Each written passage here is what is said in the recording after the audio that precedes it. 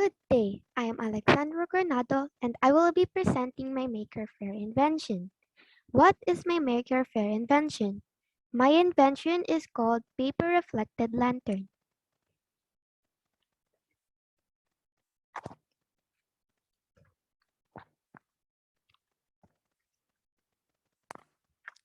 A paper reflected lantern is a lantern made out of paper with shapes and designs. Shapes can be carved out of the paper for it to reflect the shapes on the wall. What are the materials needed? Number 1, Japanese or crepe paper. Number 2, scissors. Number 3, glue or glue stick. Number 4, string or yarn. Number 5, popsicle sticks. Number 6, ruler. Number 7, pencil. And last but not the least, number 8, fairy lights. Here is the procedure in making this invention. Number 1, choose either Japanese or crepe paper and then trace 4 big rectangle shapes. Make sure they are straight to make it perfect. Number 2, cut out the shapes and after you cut them out, prepare your popsicle sticks. Here is how I cutted my paper out. Number 3, prepare your 6 popsicle sticks and glue them in a rectangle shape. Make sure there is no space and also make 4 of these.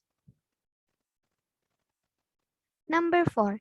After you glue the popsicle stick together in your 4 papers, you can design it and draw shapes such as hearts, stars, moons, and many more.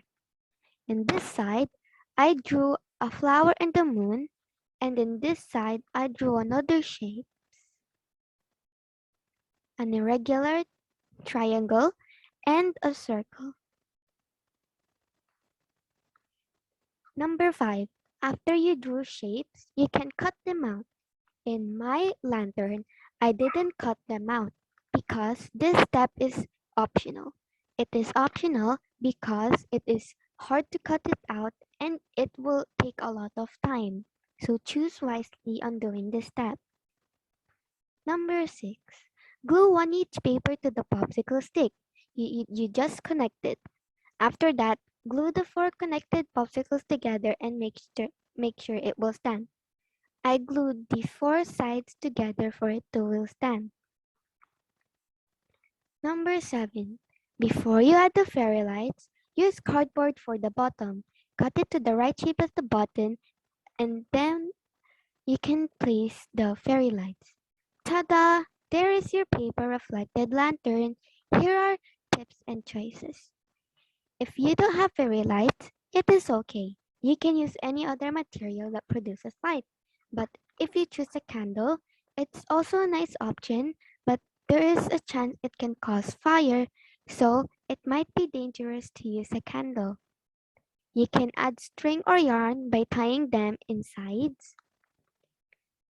And the color of the fairy lights it is optional. What is the purpose and importance of this invention? The purpose of this invention is that we can use this lantern anytime at night, especially when it's brown out.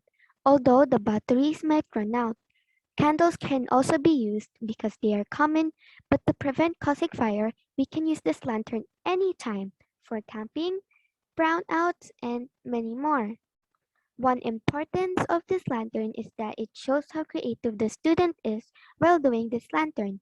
It can also be inspiring and helpful to the student at once. Here is my paper reflected lantern. I used orange Japanese paper and yellow Japanese paper for the sides. Here is how it will look like when you turn it on.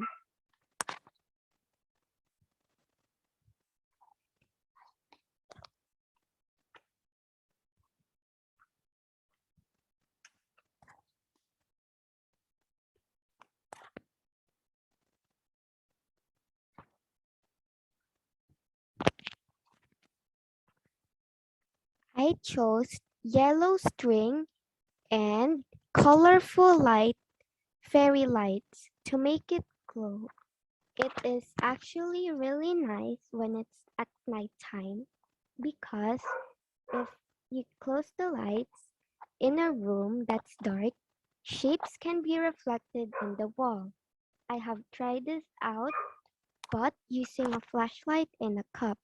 That's what makes it inspiring for me to make this invention. Thank you so much for listening. I hope you enjoyed doing this invention and